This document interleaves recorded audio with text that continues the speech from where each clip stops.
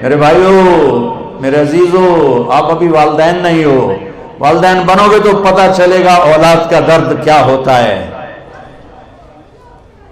قطر ہماری جماعت گئی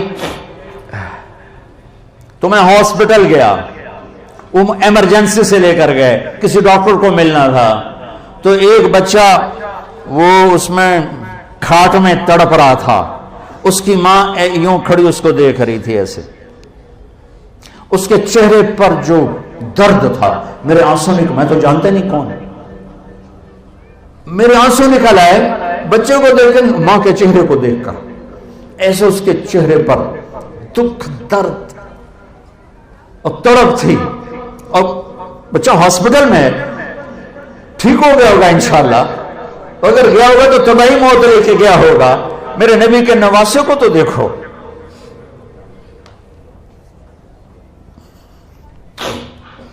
کمال ہے، پھر امت جھوٹ بولے،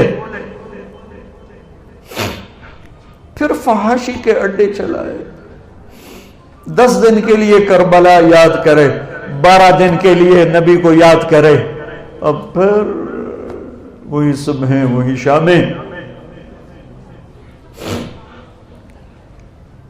2 سال کے بچے عبداللہ سب شہید ہو، بچوں کو ذبح ہوتے دیکھنا آسان کام ہے، سب شہید ہو، ایک بچہ عبداللہ، کہ میرا بچہ ملا دو میں جا رہا ہوں، ان کا خیال تھا معصوم بچہ ایسے کوئی کیا کہے، 2 سال کا بچہ لے کر آئیں بہن، یہاں سینے سے لگا کے یہاں بٹھایا، یہاں بٹھایا، بٹھا کے اس کو دیکھ رہے ہیں کہ ادھر سے ابن الموقد نے تیر مارا، نشانہ خطا بھی جا سکتا تھا پر امتحان ابھی باقی تھا، وہ تیر سیدھا یہاں آ کے لگا اور گردن یوں ڈھلک گئی، بچے کی آہ بنا نکلی، ساری جنگ میں کچھ نہیں بولے، یہاں دل ہی تو ہے نہ سنگ و خشت، درد سے بھر نہ آئے کیوں، یہاں دل بھر آئے، اور بچے کے خون کو اپنی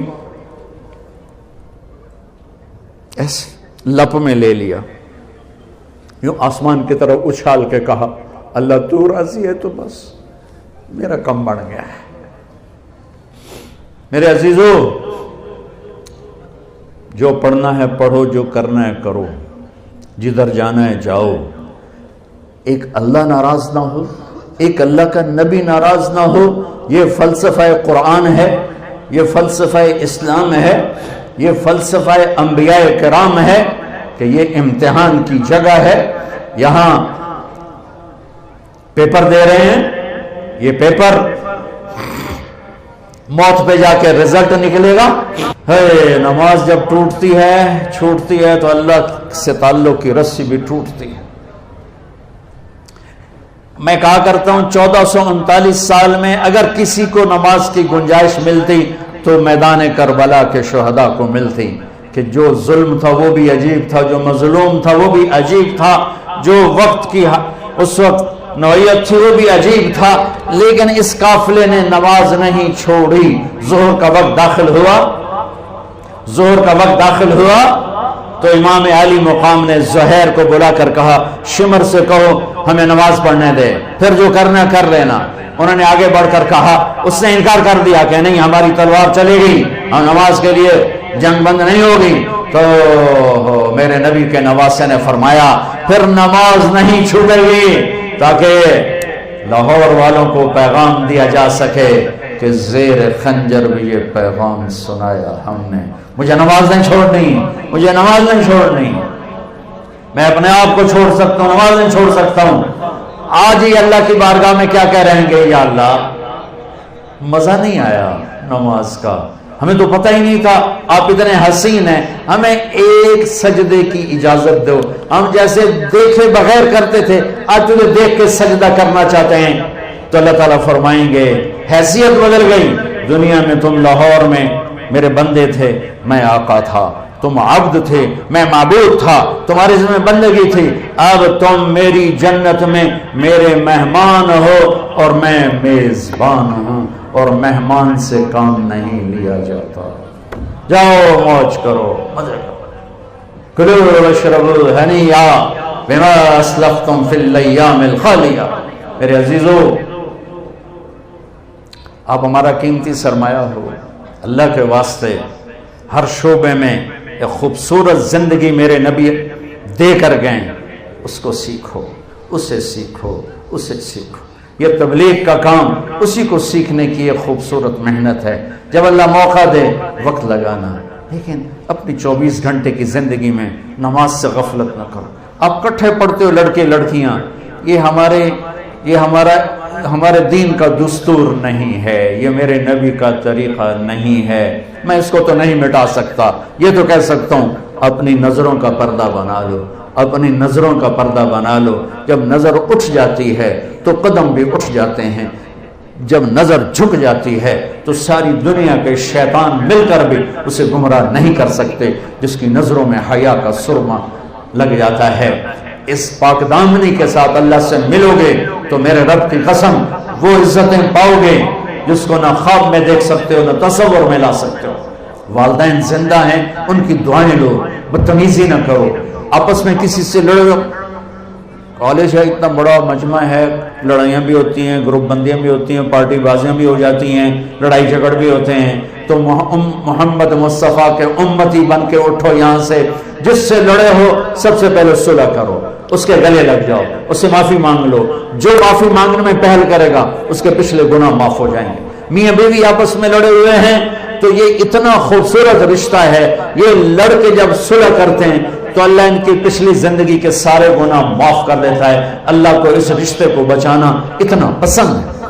جن استادوں سے پڑھتے ہو ان کو عزت دو، احترام دو، ادب کرو، علم کے شوقین بنو، ڈگری کے شوقین نہ بنو، علم کے شوقین بنو، ملازمت کے شوقین نہ بنو، علم کے شوقین۔ جب تک تم علم میں خود کفیل نہیں ہوتے، ہماری تو اب عمر آگے چلی گئی، ہمارے پڑھنے کا جو پڑھنا تھا پڑھ لیا، تمہارے پڑھنے کا وقت ہے۔ علم کسی کی وراثت نہیں ہے، کسی کی میراث نہیں ہے، جو محنت کرے گا اللہ اسے عطا فرمائے گا۔ مجھے ان اداروں سے بھی شکوہ ہے کہ یہ بھی کاروباری سینٹر ہیں، انہیں بھی کوئی فکر نہیں ہے کہ ہم کوئی ایسی نسل تیار کریں کہ جو علم والی ہو، جو علم والی ہو، جو علم والی ہو۔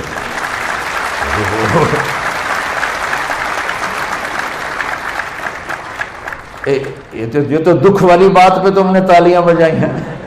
یہ تو دکھ ہے میرے دیس کا کہ میرے تعلیمی ادارے نہیں ہیں، کاروباری ادارے ہیں۔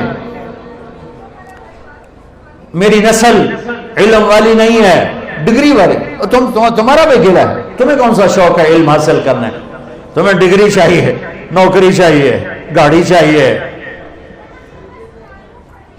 تمہیں علم حاصل کرنے کا شوق ہوتا تو ہم یوں ذلیل ہوتے۔